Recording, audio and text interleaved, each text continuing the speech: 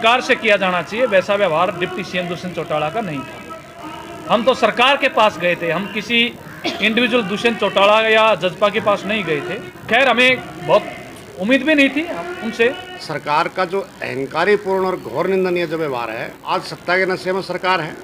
Prime minister जिसको कहते हैं पूरी दुनिया जिसकी मानती है, हरियाणा सरकार उनकी नहीं मानती। और बातचीत भी केवल बातचीत के लिए करते हैं, भाई ये ना कहीं बात नहीं कर रहे, उसमें गंभीरता बिल्कुल भी नहीं। देखिए, ये जो आज की प्रेस कॉन्फ्रेंस रखी गई है, ये 81 दिन हो गए हैं इस हड़ताल को चले हुए हरियाणा में, और मांग भी केवल वही है जो सरकार पहले मान चुकी है और जिनको लागू भी कर चुकी थी। बात है कि जो मान चुकी है उसको लागू कर दे, जो लागू करके कटौती कर दी उसको बहाल कर दे।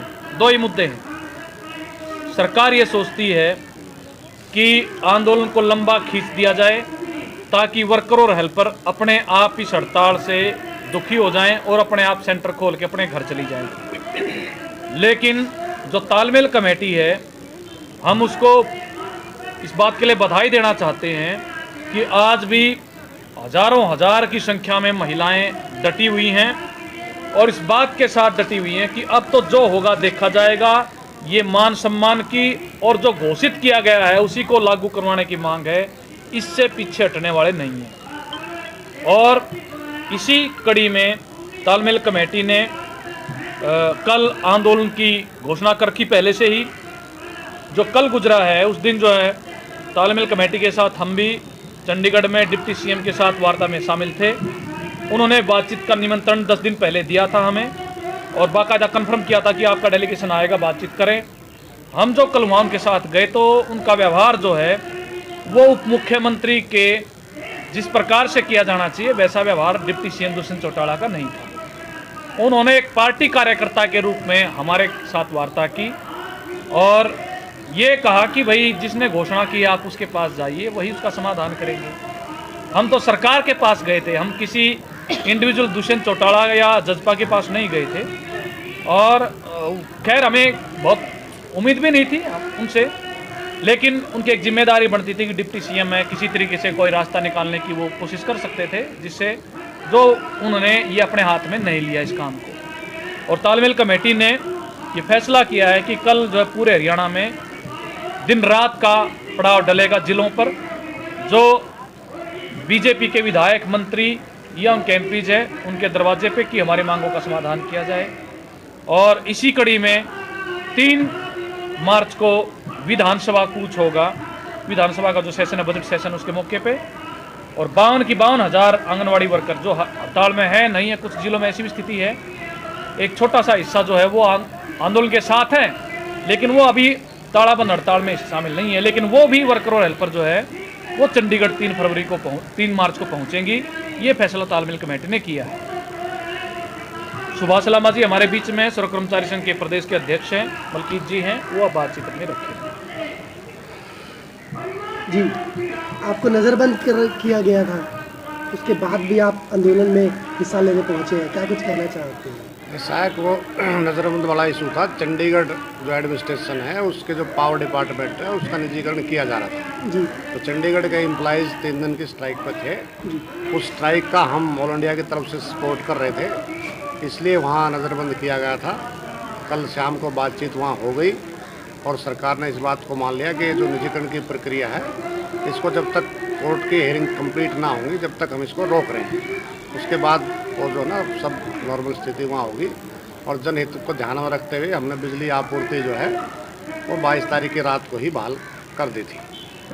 तो इशू ये था। दूसरा जो इशू है आंगनवाड़ी का, सबसे पहले तो मैं सर्व कर्मचारी संघ हरियाणा की तरफ से इस हड़ताल का, इनकी मांगों का पुरजोर समर्थन करता हूँ।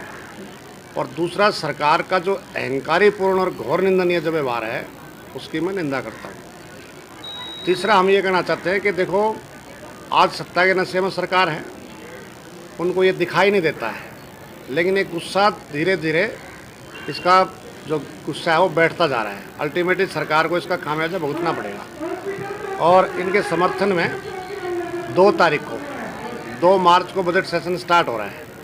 तो 2 तारीख को पूरे प्रदेश में सभी जिला मुख्यालयों पर सर्व कर्मचारी संघ हरियाणा के बैनर तले और जो हमारे संगठन हैं CITU है, भाषा है, तमाम जो है मिल करके प्रदर्शन करेंगे, आक्रोश प्रदर्शन, और मुख्यमंत्री नाम एक ज्ञापन देंगे कि सरकार हठधर्मिता छोड़े और बातचीत से इनके मसले का समाधान करे।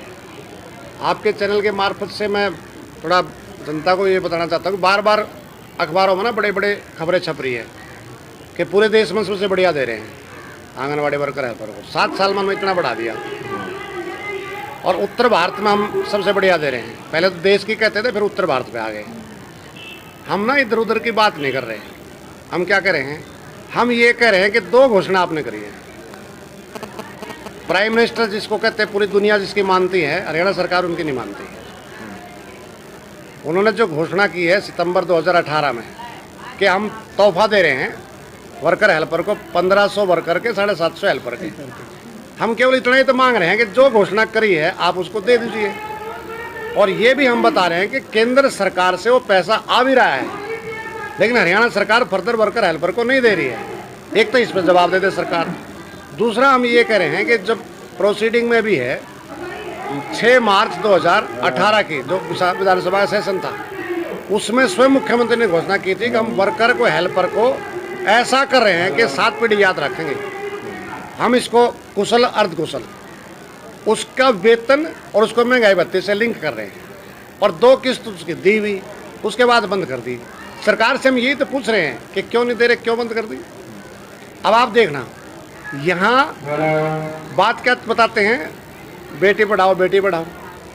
अगर कोई आंगनवाड़ी वर्कर एक्सीडेंटल डेथ हो जाए तो उसको कितना पैसा मिलेगा, मुआवजा कंपनसेशन 2 लाख रुपए, और ये भी अब घोषणा हुई है।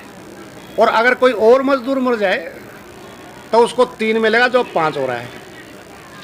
मतलब जो महिलाओं की इतने उसकी बात करते हैं, उनका रवैया ये है कि पुरुष की डेथ में और महिला की डेथ में अंतर है। रिटायरमेंट में हम कह रहे हैं यार वो 32 साल 20 साल नौकरी कर गई, लास्ट में जब वो जा रही है कोई उसको सम्मानजनक एक मुश्त राशि या पेंशन तो उसको मिलनी चाहिए। मतलब तुम क्या कह रहे हो, 1 लाख रुपए 50,000 रुपये देंगे, क्या है मतलब ये।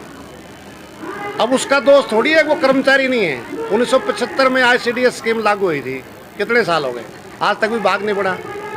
और ये विभाग क्या काम करता है, महिला एवं बाल विकास।